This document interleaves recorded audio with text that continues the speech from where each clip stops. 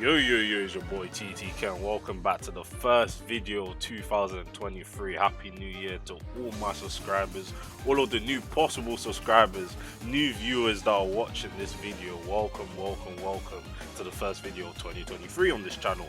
But either way, we're back with the Smogon draft, my third game in the set of 4 against massive CJ in my pool. So yeah, this is the third game out of 4. I will be playing my fourth game later today on January 1st, but I won't be able to record that one since I'll be with like family, won't have any of my equipment, etc.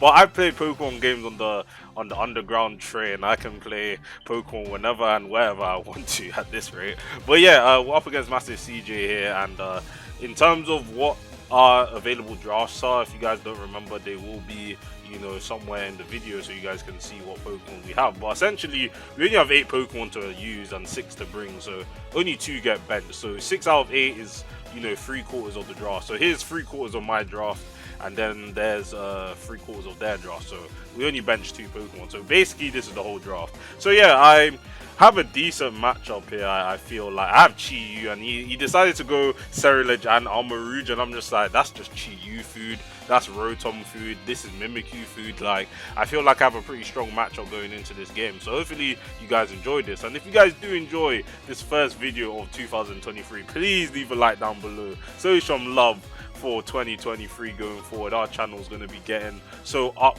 in 2023. Join the kingdom. We're slowly getting subscribers as well. Like and subscribe if you guys enjoy. But either way, let's get into this game.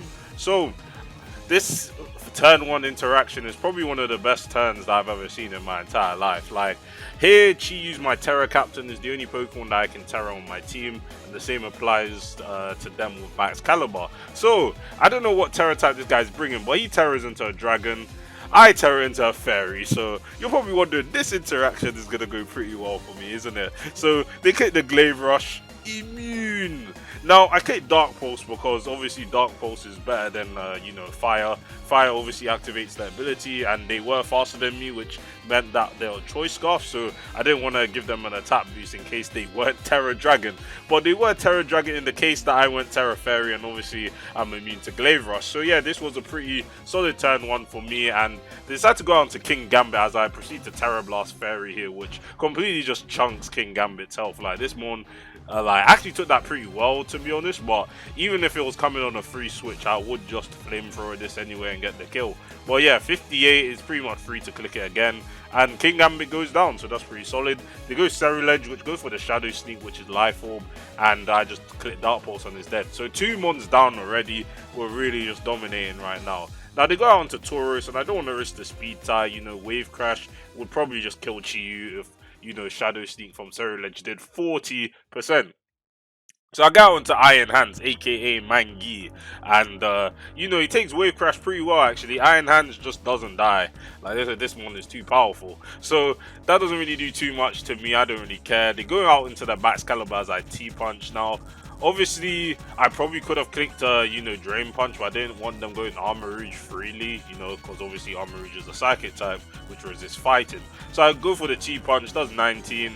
And here I know the Earthquake's coming out, so I decided to go into Calgon, the washing machine, and Levitate comes out. So they decide to swap out because they're scarfed, and of course I go for the Volt Switch, which kills Tauros in 1 hit, which I wasn't expecting.